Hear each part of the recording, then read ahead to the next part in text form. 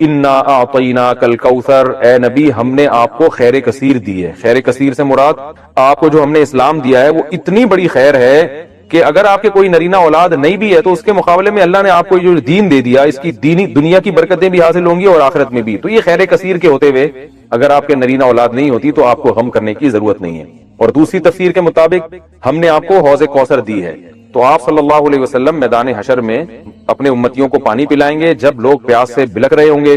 تو یہ آپ کی خصوصیت ہے کہ اس وقت اللہ نے آپ کو ایک نہر آپ کے اختیار میں دی ہوگی جس سے آپ اپنے چاہنے والوں کو پانی پلائیں گے اور پھر ہمیشہ کے لیے ان کی پیاس بجھ جائے گی۔ تو جس کو اتنی بڑی نہر ملی ہو، اتنا اس کو عزت مل رہی ہو آخرت میں، تو اس کو ایسی شخصیت کو کہ اگر نرینہ اولاد نہیں ہوتی تو وہ یہ غم کوئی غم نہیں ہے ان کے لیے۔ تو یہ دو خوشخبریاں دی گئیں، انا اعطیناک الکوثر، اے نبی ہم نے آپ کو کوثر عطا کی ہے۔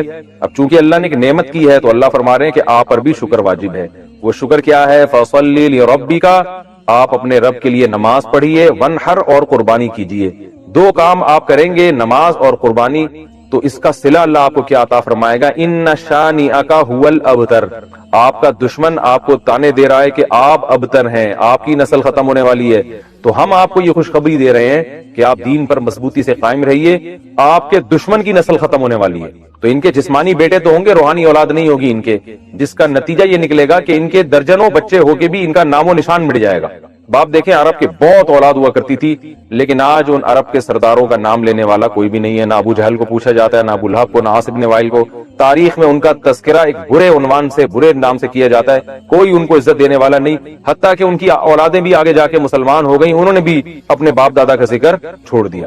تو یہ اس صورت میں اللہ تعالیٰ کا ارشاد ہے۔ اچھا، اب اس میں جو کچھ علمی باتیں ہیں، نمبر ایک کہ اللہ تعالیٰ نے جب بھی کسی پر کوئی انعام کیا ہو، احسان کیا ہو، تو اللہ تعالیٰ چاہتے ہیں کہ اس کا تم شکر ادا کرو۔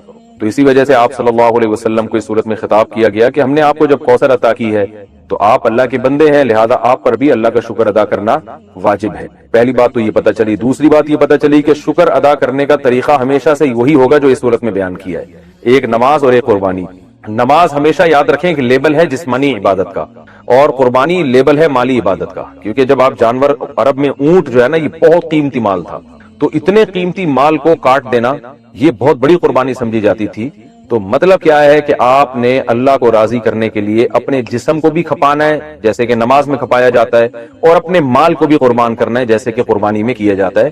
تو مراد صرف نماز اور قربانی نہیں ہے، بلکہ یہ ایک لیبل ہے، اور قرآن کا یہ طریقہ رہا ہے کہ وہ جزیات کے ضمن میں اصول اور قاعدے بیان کرتا ہے، مثالوں سے پورا ایک جو ہے نا لا بیان کرتا ہے، قانون بیان کرتا ہے۔ تو یہاں بھی ایک قانون بیان کیا جا رہا ہے کہ شکر کا دو طریقے ہیں، ایک جسمانی عبادت بھی اور مالی عبادت بھی، مال بھی خرچ کرنا ہے اور جو ہے جسمانی عبادت بھی کرنی ہے۔ اب تمام جسمانی عبادتیں اس میں آ گئیں، کیونکہ نماز سب سے اہم ہے اس لیے اللہ نے اس کو ذکر کیا، اس میں روزہ بھی آ گیا، اس میں حج بھی آ گیا، اور اس میں جو کچھ بھی ہم اللہ کے لیے اپنے جسم کو کھپاتے ہیں سب کچھ آ گیا، اور مال میں تمام مالی عبادتیں آ گئی، زکوٰۃ بھی آ گیا، فطرانہ بھی آ گیا، اور اللہ کی مخلوق کو اللہ کو خوش کرنے کے لیے اللہ کی مخلوق کو کھانا کھلانا، یعنی ہر وہ عبادت جس میں قربانی کا عنصر ہو۔ تو قربانی یعنی مالی قربانی کا عنصر ہو، تو مالی قربانی جو ہے وہ غریبوں کو کھانا کھلا کے بھی حاصل ہوتی ہے، رشتہ داروں پہ خرچ کرنا اور ضرورت مند کو قرضہ دینا، یہ تمام کی تمام چیزیں اس میں داخل ہیں۔ تو یہ بھی اس آیت سورت سے ہمیں پتہ چلتا ہے، اور یہ تو دوسری بات ہوئی۔ اور تیسرا جو سبق ہمیں سورت سے ملتا ہے وہ یہ ملتا ہے کہ جب آپ اللہ کا شکر ادا کرتے ہیں اور آپ اللہ کے حکام کو فالو کرتے ہیں تو روحانی نسل بہرحال آپ کی ہی بڑھتی ہے، اور اگر آپ اللہ کا شکر ادا نہیں کرتے تو آپ کی اولاد بھی آپ کو بھول جاتی ہے، جیسے کہ اولادیں تو ملی مشرکین مکہ کو مگر کوئی ان کو یاد نہیں رکھتا۔ تو آج بھی ہم دیکھتے ہیں کہ دینداروں میں یہ چیز نظر آتی ہے، ان کی اولادیں والدین کے مرنے کے بعد موت تک ان کے لیے دعائیں کرتی ہیں، موت تک صدقہ خیرات کرتی رہتی ہیں، پھر آگے نسلیں پیدا ہوتی ہیں وہ بھی اپنے باپ دادا کے لیے مغفرت کی دعائیں مانگتے رہتے ہیں، لیکن جو زیادہ نام نہاد لبرل لوگ ہیں وہ اپنی اولادوں پہ بڑا خرچ کرتے ہیں، مگر ہم دیکھتے ہیں کہ جب ان کے والدین کا انتقال ہوتا ہے تو اولادیں چند دنوں میں ان کو بھول جاتی ہیں۔ جتنا دین سکھایا ہوگا آپ کی اولاد آپ کو اتنا ہی یاد رکھے گی، اور آپ کی نسلیں آپ کو اتنا ہی یاد رکھیں گی، اور جتنا آپ نے اپنی اولاد کو دین سے دور کیا ہوگا تو آپ کی اولاد وراثت تو دبا کے لے گی، آپ سے سارے فائدے اٹھائے گی مگر آپ کو یاد نہیں رکھے گی۔ محمد راجہ انڈیا سے، کیا خالہ کے بیٹے کی بیٹی سے شادی جائز ہے؟ جی جائز ہے۔ کیا جنات انسان پر بھی عاشق ہوتے ہیں؟ جی ہوتے ہیں، ہو سکتے ہیں، لیکن لاکھوں میں کروڑوں میں کوئی ایک آدھ واقعہ ہوتا ہے، تو اس لیے امید ہے آپ پر عاشق نہیں ہوں گے۔ منی کے قطرے نکلنے کے دوران جو کپڑے پہنے ہوئے ہوتے ہیں کیا وہ سب ناپاک ہو جاتے ہیں؟ جی ناپاک ہو جاتے ہیں، البتہ ایک آدھ قطرہ اگر لگا ہے تو اس کو دھونا واجب نہیں ہے، تھوڑا وہ پھیل گیا ہے نا ہتھیلی کی گہرائی کے برابر، تو پھر اس کو دھونا بہرحال لازم ہے۔ میری ساس کی بدزبانی کی وجہ سے میری جٹھانی ان سے الگ ہو گئی، تو میں نے اپنے شوہر سے کہا کہ اپنی امی کو اپنے گھر لے آئیں، تو وہ ہمارے گھر آ گئیں۔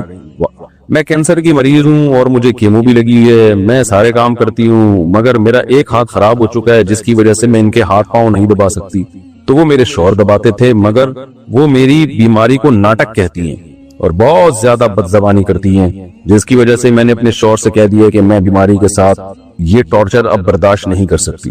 اب وہ گاؤں چلی گئی ہیں، لیکن میرے شوہر کو لگتا ہے کہ وہ ان کی وجہ سے جہنم میں جائیں گے، اور کہتے ہیں کہ اگر تم ایڈجسٹ کرتی تو وہ میرے ساتھ ہی رہتی۔ آپ بتائیں اگر میں غلط ہوں تو اپنی غلطی کی اصلاح کر لوں، جبکہ میں ابھی بھی بیمار ہوں اور انہوں نے مجھے پریشان کیا ہے، اور انہیں جو مجھے پریشان کیا وہ میں تفصیل سے بتا نہیں سکتی۔ جب آپ کا ہاتھ خراب ہو گیا تھا تو کیسے پاؤں دبائے جا سکتے تھے؟ ایسی صورت میں آپ کے شوہر کو آپ کو الزام دینا ٹھیک نہیں ہے۔ تو اب مجھے نہیں پتا کہ کون غلطی پر ہے اس میں، بہرحال بوڑھی ماں کا بڑا احترام ہے۔ اب شوہر ظاہر مرد کے دل میں بال آ جاتا ہے کہ میری ماں اب گاؤں میں رہ رہی ہے، لیکن شوہر کو یہ بھی سمجھنا چاہیے کہ عذر کیا ہے۔ تو اگر بیوی کہہ رہی ہے بھائی میرا ہاتھ خراب ہو گیا، میں اس بڑھاپے میں ان کی خدمت نہیں کر سکتی، نہیں دبا سکتی، اور ساس میری بیماری کو ناٹک کہتی ہیں، بعض ساسیں ہوتی ہیں وہ بہو کا ایک صحیح عذر بھی ماننے کے لیے تیار نہیں ہوتی۔ آپ کو جب پتا تھا کہ ساس بدزبان ہے اور بدزبانی کی وجہ سے جٹھانی الگ ہوئی ہیں تو آپ کو ضرورت کیا تھی کہ آپ بیل مجھے مار؟ آپ خود مشورہ دے کے اپنی ساس کو اپنے گھر لے آئیں، تو یہ لانے سے پہلے آپ کو سوال پوچھنا چاہیے تھا نا۔ بہرحال میں آپ کے شوہر کو نصیحت ہی کر سکتا ہوں کہ بھائی بیوی اگر بیچاری معذور ہے اور ساس کی تانے بہت زیادہ ہو رہے تھے تو پھر بیوی پہ ظلم نہیں کرنا چاہیے، اماں کی خدمت آپ خود کریں ایسی صورت میں، یا گاؤں میں آپ چلے جائیں کچھ دن اماں کے پاس رہیں، یا فون پہ خیریت معلوم کر لیا کریں۔ بہرحال اماں کو بھی نہیں چھوڑا جا سکتا، بیگم کو بھی نہیں، خود ہی بھگتو۔ اگر کوئی عورت صرف نہاتے وقت اوپر جوڑا باندھے اور نہانے کے بعد اس کو کھول دے تو کیا یہ جائز ہے؟ اگر وہ بہت اچھی طرح عورت نے جوڑا باندھا ہے اور اس کو کھولنا اس کے لیے مشکل ہے تو وہ جوڑے کے بالوں کے اندر پانی پہنچا دے تو یہ کافی ہے، تو پھر وہ بعد میں بھی بے شک کھول لے تو بھی غسل اس کا ہو جائے گا۔ لیکن اس کی یہ غلط چیز ہے نا کہ آپ کو صرف نہانے سے بالوں کو گیلا کرنے سے بچنے کے لیے آپ جوڑا باندھ رہے ہیں۔ تو جوڑا تو اس لیے شریعت نے حکم دیا عورت کو جوڑا باندھ کے غسل کرنے کی اجازت اس لیے دی کہ جوڑے کا کھولنا اور دوبارہ باندھنا بڑا مشکل ہوتا ہے، یہاں تو باندھنا کھولنا بہت آسان ہے عورت کے لیے، تو اس لیے بہرحال یہ ناپسندیدہ عمل ہے، اس کو چاہیے کہ ایک دفعہ پراپر نہا لے اس کے بعد جوڑا باندھ دے۔ گرمی میں 3 دن کی قضا اگر میں 3 دن کی قضا نماز ایک ساتھ پڑھوں تو کیا وتر ہر عشاء کے ساتھ پڑھنے ہوں گے یا ایک ساتھ سارے وتر بھی پڑھ سکتے ہیں؟ جی وتر الگ سے پڑھ سکتے ہیں آپ، عشاء کے ساتھ ضروری نہیں ہے، جو قضا نمازوں کی بات کر رہا ہوں تو ساری عشاء ایک دفعہ نمٹا دیں پھر سارے وتر ایک دفعہ نمٹا دیں۔ سیف صاحب انڈیا سے، اگر پیسے گر جائیں تو کیا انہیں اٹھا کر چومنا چاہیے؟ نہیں بھائی، بس ایسے ہی رکھ لیں جیب میں۔ اگر لڑکی موبائل پر لڑکے سے کہے کہ اپنا نکاح مجھ سے کر لو اور وہ لڑکی کی طرف سے گواہوں کے سامنے قبول کر لے تو کیا نکاح ہو جائے گا؟ نہیں ہوگا۔ خاتون نے پوچھا ہے جی میرے شوہر تمباکو کھاتے ہیں اور مجھے اس کی بو سے نفرت ہے، جب وہ تمباکو کھاتے ہیں تو میرا ان سے بات کرنے کا بھی دل نہیں چاہتا، میں کیا کروں؟ وہ آپ کا بیان بھی شوق سے سنتے ہیں، آپ ان کو بتائیں نبی صلی اللہ علیہ وسلم نے فرمایا المسلم من سلم المسلمون بلسانہ ویدہ، نبی نے فرمایا مسلمان وہ ہے جس کی زبان اور ہاتھ کے شر سے دوسرے مسلمان محفوظ رہیں۔ تو یہ اجنبی مسلمانوں کو تکلیف دینا جب اتنا بڑا عذاب ہے تو اپنی زوجہ کو تکلیف دینا تو اور بھی زیادہ بڑا گناہ ہے، تو قطع رحمی میں آتی ہے یہ چیز۔ اور بدبو تو ایک ایسی چیز ہے جس سے نبی صلی اللہ علیہ وسلم بہت شدید نفرت کیا کرتے تھے، تو ہمیں نبی کو فالو کرنے کا حکم ہے، اس سے پتہ چلا ہمیں بھی بدبو سے نفرت ہونی چاہیے۔ تو اگر شوہر کو تمباکو کھانے کی عادت ہے بھی تو ان کو چاہیے کہ وہ گھر میں جب گھر سے باہر جا کے کھا لیا کریں، یہ کہیں کونے پہ بیٹھ کے کھا لیں، اس کے بعد منہ اچھی طرح دھوئیں، صاف کریں تاکہ اس کی اسمیل منہ میں نہ رہے۔ حقیقت یہی ہے کہ جن کو تمباکو سے بو سے نفرت ہے وہ بہت زیادہ تمباکو والوں سے ٹینشن میں جاتے ہیں، لیکن تمباکو والے اس چیز کا خیال نہیں کرتے، تو گناہ کی بات ہے، اپنی نیکیاں برباد کرنے کی بات ہے۔ مصلی پر ایک طرف موبائل رکھ کر نماز پڑھنا کیسا ہے؟ کہاں رکھیں بھائی، ایک طرف ہی پڑھ کے نماز پڑھتے ہیں اور موبائل رکھ کے نماز پڑھتے ہیں، دو طرف تو رکھ نہیں سکتے میرا خیال ہے، بہرحال ایک طرف رکھ لیں نماز پڑھ لیں، کچھ نہیں ہوتا۔ شبینہ اعظمی انڈیا سے، اگر کوئی طلاق شدہ عورت شدید مجبوری کی وجہ سے عدت نہ گزار سکے تو اس کے بارے میں کیا حکم ہے؟ مجبوری لکھ کے بھیجتی تو میں بتاتا، عدت تو گزارنا بہر صورت لازم ہے، البتہ کسی کوئی بہت ہی غریب عورت ہے، شوہر نے اتنی وراثت بھی نہیں چھوڑی کہ اس کے 4 مہینے 10 دن تک کھانے پینے کا کوئی انتظام ہو جائے، تو ایسی صورت میں پھر وہ طلاق یافتہ عورت کمانے کے لیے مجبوری میں نکل سکتی ہے، بغیر زینت کے نکلے، کمائے اور جو ہے وہ دن میں کمائے اور پھر فوراً جیسے ہی ٹائم ختم ہو فوراً واپس آ جائے، یعنی کمانے کا جو بھی اس کا ٹائم تھا وہ فوراً واپس آ جائے۔ تو شدید مجبوری کا مطلب ایسی مجبوری میں عدت تو پھر بھی گزارنی پڑے گی، لیکن کس طرح سے گزارنی پڑے گی وہ شریعت نے تخفیف کر دی ہے، اس میں آسانی کر دی ہے۔ تو لیکن عورت پر عدت بہرحال گزارنا شوہر کے گھر لازم ہے۔ میں شادی شدہ ہوں اور ہماری شادی کو 10 سال ہو چکے ہیں، میں اپنے شوہر سے بہت خوش ہوں، مگر میرے والدین میرے شوہر سے بہت لڑتے ہیں اور مجھے ان کے خلاف جھوٹی باتیں بتاتے ہیں اور مجھے کہہ رہے ہیں کہ تیرا شوہر ہمیں کھا گیا اور تو ہمارے لیے مر گئی، مجھے کیا کرنا چاہیے؟ پہلی دفعہ سنا ہے کہ جی بیوی اپنے شوہر سے خوش ہے لیکن بیوی کے والدین خوش نہیں ہیں داماد سے۔ تو دیکھیں آپ کے شوہر نے کیا کیا ہے، ایسا تو نہیں ساس سسر سے پیسے لے کے کھا گئے ہوں، اگر وہ پیسے لے کے کھا گئے ہوں تو پھر ساس سسر کا داماد سے اختلاف ٹھیک ہے، بعض داماد ایسے ہوتے ہیں گھننے بن کے کھا جاتے ہیں سب کچھ، اور ساس سسر مجبور ہوتے ہیں اپنی بیٹی کی وجہ سے، سسرال والے وہ کچھ کر نہیں سکتے داماد کے خلاف، ان کو ڈر ہوتا ہے بیٹی کو نہ چھوڑ دے، تو اس طرح سے بعض دفعہ مسائل ہوتے ہیں۔ لیکن ساس سسر کو چاہیے تھا پیسے ہی نہ دیتے داماد کو، اگر پیسوں کا پھڈا چل رہا ہے، اگر بہرحال پیسوں کا نہیں ہے تو پھر ان کا کیا لینا دینا بھائی ان کے پرسنل معاملات میں۔ تو آپ کو چاہیے آپ اپنے شوہر کو فیور دیا کریں، کیونکہ شادی کے بعد عورت پر اس کے شوہر کا حق اس کے والدین سے زیادہ ہے۔ ہمیں آخرت کے لیے کون سی نیکیاں جمع کرنی چاہیے؟ ایک فرض نماز سے کتنی نیکیاں ملتی ہیں؟ دیکھیں ہمیں ہر طرح کی نیکیاں جمع کرنی چاہیے، نیکیوں کی مختلف قسمیں، نماز میں الگ طرح کا ثواب ملتا ہے، روزے میں الگ طرح کا ثواب ملتا ہے، حدیث میں آتا ہے ایک دروازہ ہی اللہ نے روزے داروں کے لیے جنت میں خاص کر دی ہے جس کا نام ہے باب الریان، جو سیراب کرنے والا۔ تو ہر نیکی کا ایک الگ ثواب ہے۔ صدقہ اللہ کے غضب کو ٹالتا ہے، یہ بھی تو صدقے کا ثواب ہے، اللہ کے غضب کو ٹھنڈا کرنا ہے۔ کوئی گناہ غلطی سے ہو گیا آپ سے توبہ استغفار بھی کریں اور صدقہ کریں، کیونکہ جو اللہ کو غضب آیا نا گناہ کی وجہ سے وہ صدقے سے ٹھنڈا ہوتا ہے۔ غریب کی مدد کریں گے، اس کا پیٹ بھریں گے بھوکے کا، تو اللہ کو بھی آپ پہ ترس آئے گا قیامت کے دن۔ تو بہت ساری نیکیاں، اس لیے علماء کہتے ہیں ہر طرح کی نیکیاں جمع کرنی چاہیے ہمیں، نماز کی بھی، نفل نماز کی بھی، صدقے کی بھی، تلاوت کی بھی، ماں باپ کے ساتھ حسن سلوک کی بھی، رشتہ داری جوڑنے کی بھی۔ تو ہر نیکی کی الگ حیثیت ہے۔ انصاف قائم کرنے کے لیے ظالموں کی ٹارگٹ کلنگ کرنا کیسا ہے جبکہ قانون بھی ان کا کچھ نہیں بگاڑ سکتا ہو؟ دیکھیں جس شخص کے بارے میں 100% یقین ہو کہ یہ ڈکیتیاں کر رہا ہے، لوگوں کو قتل کر رہا ہے اور قانون اپنی ذمہ داری پوری نہ کر رہا ہو اور عوام میں سے کسی نے اٹھ کے اس کو قتل کر دیا، تو آخرت میں اس شخص پر کوئی گناہ نہیں ہوگا بلکہ ثواب ملے گا۔ لیکن عوام کو اس طرح کی اجازت اس لیے نہیں دی جاتی کہ عوام پھر اپنی ذاتی دشمنیاں بھی نکالنا شروع کر دیتی ہے۔ آپ نے کسی کو مار دیا ذاتی دشمنی کی بیس پہ، کل مفتی کے سامنے بیان دو گے یا کسی کے سامنے بیان دو گے کہ بھئی یہ تو ڈاکو تھا، تو اس لیے انتظامی معاملات کی وجہ سے عوام کو منع کیا جاتا ہے۔ لیکن آخرت میں اس کو اگر 100% یقین تھا نا کہ یہ واقعی ڈاکو ہے اور لوگوں میں فساد پھیلا رہا ہے، اور فساد کا مطلب زبان کا فساد نہیں بلکہ قتل و غارت کر رہا ہے، جیسے بعض علاقوں میں ہوتے ہیں کچے کے ڈاکو اور اس ٹائپ کے ڈاکو جو ہے نا، تو وہ لوٹ مار مچائی بھی ہوتی ہے اور حکومت ان کا کچھ بگاڑ ہی نہیں سک رہی ہوتی، یا سختی چاہتی نہیں ہے حکومت ان کو ختم کرنا۔ تو دونوں صورتوں میں عامی آدمی میں سے کسی نے اگر اس کو قتل کر دیا تو آخرت میں بہرحال حساب نہیں ہوگا، لیکن دنیا میں اگر آپ پکڑے گئے قانون کے ہاتھوں تو قانون تو پھر آپ کو جو بھی ملک کا قانون بنا ہوا ہے وہ سزا دے سکتا ہے۔ لیکن آخرت میں بہرحال نہ صرف یہ کہ عذاب نہیں ہوگا بلکہ بہت زیادہ ثواب ہوگا عوام کو ایک عذاب سے بچانے کا۔ لیکن پھر میں بتا دوں کہ لوگوں کو مشورہ نہیں دیا جا سکتا قانون ہاتھ میں لینے کا، مشورے سے نقصان یہ ہوگا کہ پھر لوگ جری ہو جائیں گے، بے گناہ لوگوں کو بھی قتل کرنا نہ شروع کر دیں اس بہانے، اور گورنمنٹ جب پکڑے گی تو گورنمنٹ تو پھر یہ آپ سے جو بھی گورنمنٹ لا ہے اس کے حساب سے حساب و کتاب کرے گی۔ ہمارے والد بہت غصہ کرتے ہیں اور ہر چیز پر ڈانٹتے ہیں، جبکہ باہر کے بچوں کے ساتھ بہت اچھے رہتے ہیں، ہمارا دل بہت دکھتا ہے جب ہم دوسروں کو دیکھتے ہیں کہ والد اور بچے آپس میں اچھے رہتے ہیں، جبکہ ہم دوسروں کو دیکھتے ہیں کہ والد اور بچے آپس میں اچھے سے رہتے ہیں۔ آپ ہماری رہنمائی فرمائیں۔ مجھے بڑی حیرانگی ہوتی ہے بچوں پہ والد کو غصہ آتا کیسے ہے؟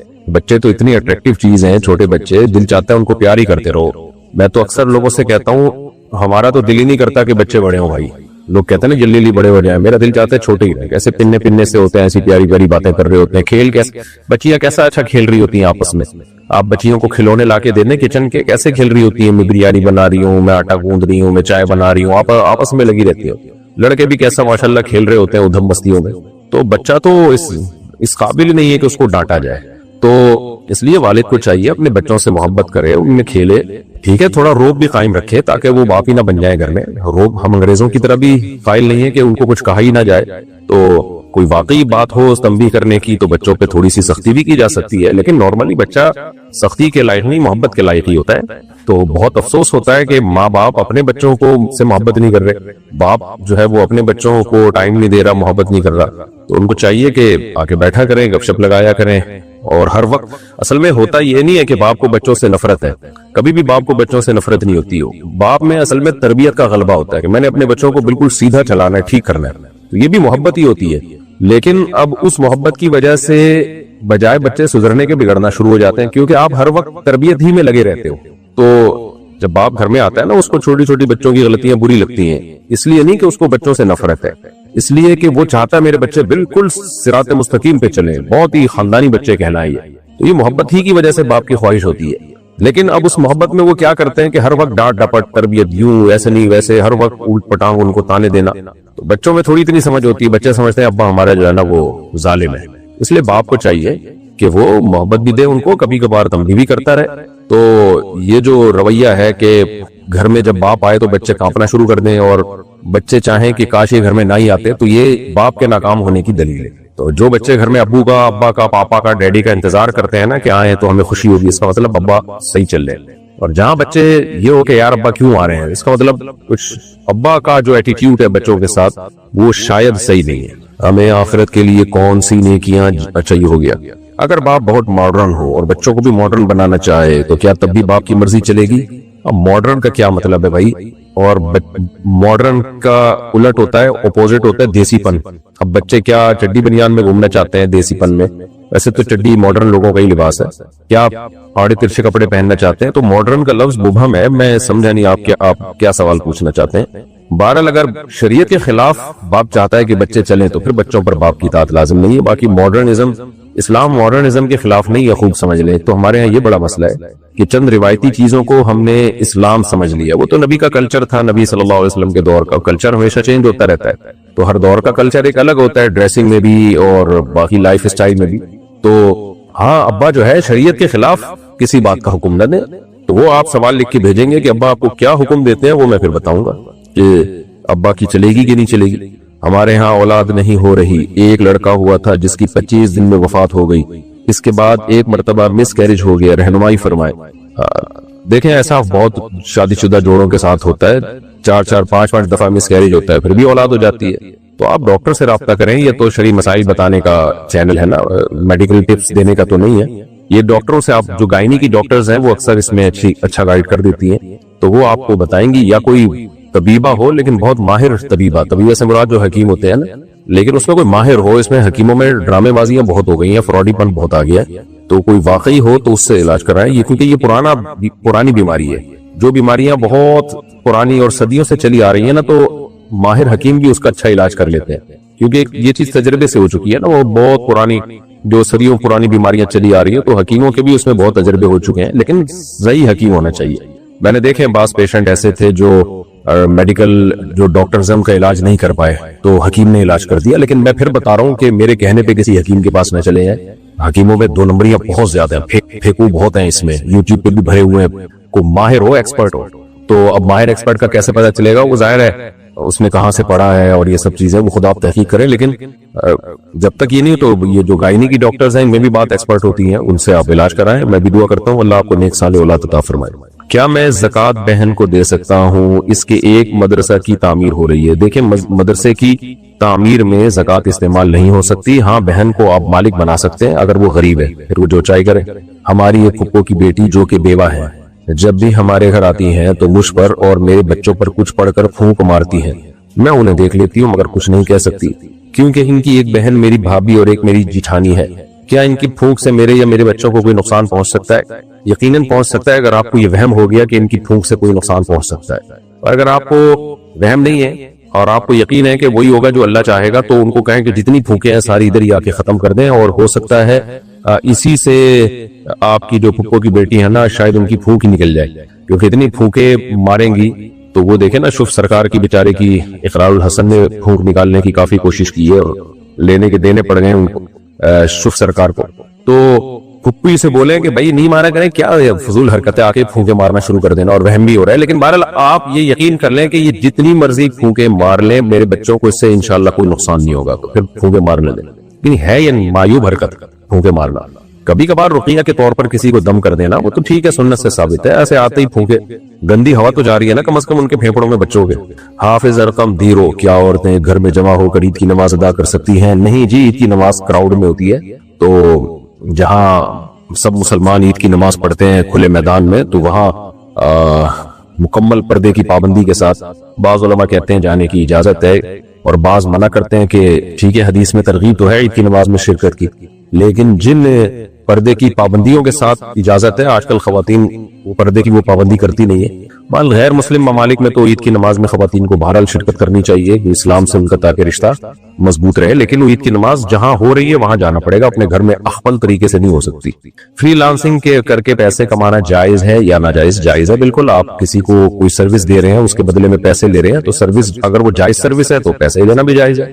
کپڑوں پر پرفیوم لگا کر نماز پڑھ سکتے ہیں؟ جی بالکل پڑھ سکتے ہیں. فہد صاحب بحرین سے پوچھتے ہیں جب میں اپنے سسرال جاتا ہوں تو میری ساس مجھ سے گلے ملتی ہے تو میرے لیے شہوت کنٹرول کرنا بہت مشکل ہوتا ہے، برائے مہربانی رہنمائی فرمائیں، اور یہ بھی بتائیں کہ ساس کو کس طرح ہاتھ لگانے سے نکاح ٹوٹ جاتا ہے.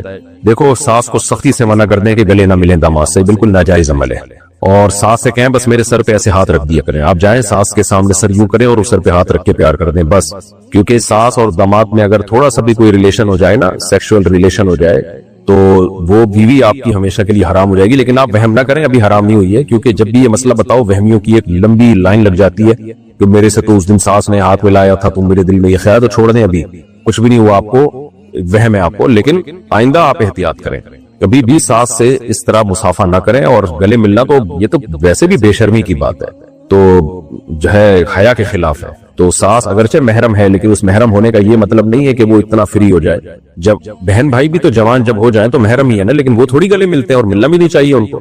یہ ہمارے یہاں لبرل لوگوں نے نا کر کر کے براڈ مائنڈڈ بن کے سارا سسٹم کا ہی بیڑا غرق کر دیا. حیا اور پاک دامنی کا پورا نظام جو گوروں کا ہوا ہے نا، وہی چاہتے ہیں کہ ہماری قوم بھی اسی ڈگر پہ چلے، اور جیسے وہاں تمیز ہی ختم ہو گئی ہے تو یہاں بھی ہو جائے. تو اس لیے بالکل جائز نہیں ہے. اس میں کوئی کسی کی انسلٹ کی پرواہ نہ کریں، آرام سے ایک دفعہ بتا دیں ساس کو کہ بھئی ہمارا یہ کلچر نہیں ہے، ہمارے اس کو برا سمجھا جاتا، آپ میری ماں ہیں اور میں ماں سمجھتا ہوں آپ کو. ان کو نہیں بول دینا کہ شہوت کنٹرول کرنا مشکل ہو جاتا ہے، وہ بہت ہی بےہودہ حرکت ہو گیا. ان کو بولیں آپ میری ماں ہیں. لیکن ہم نے علماء سے سنا ہے کہ بھئی ساس سے جو ہے بس سر پہ ہاتھ رکھوایا کریں، اس کے علاوہ جو ہے جسم کہیں بھی. اسی طرح داماد اور سسر بھی، بہو اور سسر بھی ایسا ہی ہے. بعض سسر بہوؤں کو گلے لگا رہے ہوتے ہیں، چھوڑو یار یہ بری حرکت ہے. آپ کچھ جو ہے وہ تھوڑا سا حیا سے کام لو. تو اپنے سوسائٹی میں اس کو فروغ دیں کہ بھئی سسر جو ہے بہو کو ہاتھ نہیں لگائے گا، سر پہ ہاتھ رکھے گا بہو کے، بس اس سے زیادہ فری ہونے کی اجازت نہیں ہے. ہم تو کہتے ہیں کہ جب بیٹی جوان ہو جائے نا اور باپ بھی جوان ہو تو کیا ضرورت ہے بیٹی کو گلے لگانے کی. اگرچہ وہ تقدس ہوتا ہے بیٹی کا، الحمدللہ ہماری سوسائٹی میں خیر غالب ہے، لیکن بھائی بس بیٹی کو زیادہ اس کا سر یہاں رکھ لیا بیٹی کا. ایسے جھپیاں پا کے گلے مل رہے ہیں گدھے گھوڑوں کی، تو پاگلوں والی حرکت ہے. شرم آتی ہے دیکھ کے ان کو. تو بیٹی جوان ہو جائے اس کا سر یہاں رکھ دیا کندھے پہ، ایسے تھپکی دی، بہت اچھی بات ہے. باپ بیٹی کی محبت ہوتی ہے تو اس میں جو ہے وہ حیا کے بھی تو خلاف ہے. میں نہیں کہہ رہا باپ کی کوئی بیٹی پہ غلط نظر ہوتی ہے، لیکن کچھ چیزیں حیا کے بھی تو تقاضے ہوتے ہیں نا. گلے مل رہے ہوتے ہیں. اور سسر بہو کا تو بہت ہی مسئلہ ہے، کیونکہ وہاں تو رشتہ حرام ہونے کا خطرہ ہوتا ہے. تو اس لیے سسر بھی اپنی بہو کے سر پہ بس ہاتھ رکھے، بس اس سے زیادہ فری ہونے کی کوشش نہ کرے.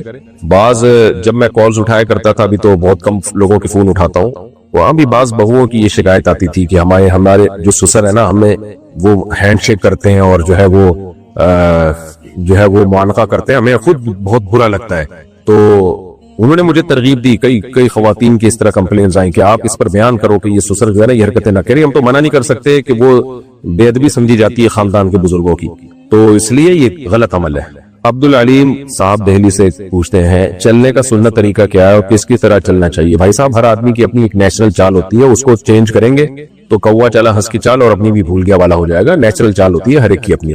البتہ تکبر سے نہ چلیں، سینہ اکھاڑ کے یوں جیسے پتہ نہیں کوئی پھڈا کرنے جا رہا ہے. بعض لوگوں کے سینہ آٹومیٹیکلی تھوڑا سا ابھرا ہوا ہوتا ہے، وہ ایک الگ بات ہے. لیکن بعض لوگوں کی عادت ہوتی ہے اکڑ کے چلنے کی، تو اکڑ کے مت چلیں، نارمل وے میں چلیں، بہت تیز تیز بھی نہ چلیں کہ تھک جائیں بلا وجہ۔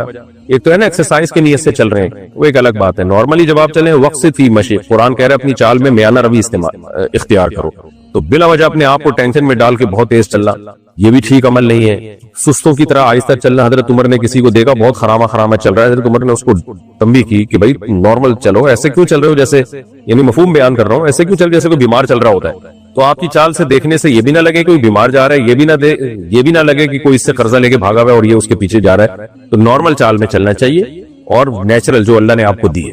بعض لوگوں کی چال نیچرلی تیز ہوتی ہے تو وہ تیز نہیں ہے، وہ دوسروں کو تیز لگتی ہے، وہ ان کے لیے وہی میانہ روی والی چال ہوتی ہے۔ تو ہر ایک کو اللہ نے ایک الگ چال دی ہے، اس کو اسی کے مطابق چلنا چاہیے، بہت تیز نہیں، بہت ہلکا نہیں، تکبر والی چال نہیں۔ لا تمشی فی الارض مرحا، اللہ کہتے ہیں زمین پہ اکڑ کے مت چلو۔ تو روز 5 سورہ پڑھنا کیسا ہے؟ ٹھیک ہے، ویسے روز قرآن کی تلاوت کریں، الحمد سے لے کے سورہ ناس تک، ایک پارہ پڑھ لیا کریں 30 دنوں میں۔